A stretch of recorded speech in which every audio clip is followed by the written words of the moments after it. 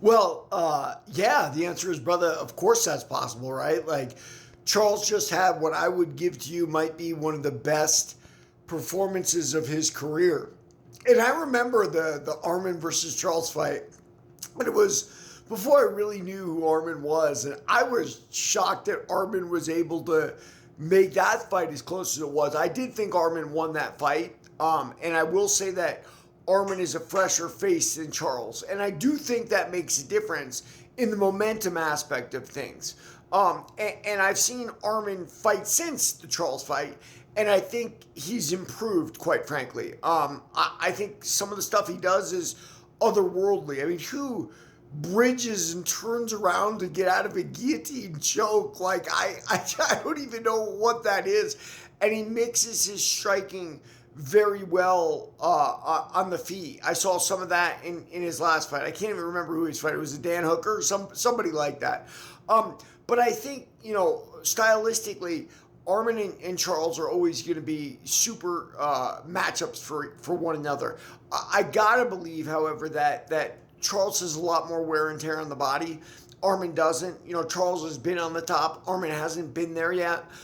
So I think in those cases, like, the intangibles have a large effect. That fighting is 90% mental, right? When all the other stuff is done. And I don't know that Charles, like, look, I am after his performance against Max Holloway, of course, I'm willing to say Charles Oliveira could do anything in the world. But at the end of the day, like, Arman is a much different fighter than Max, right? Like, Arman is got elite grappling, like Charles has, and he can give Charles problems in areas like that. I mean, I'll be honest with you. Just like Charles beat up Max on the feet in moments, I'm anxious to see what Charles and Arman do to each other on the feet before they get to the ground. As I remember at the last fight, it was mainly a ground battle of sorts, if I remember the fight correctly.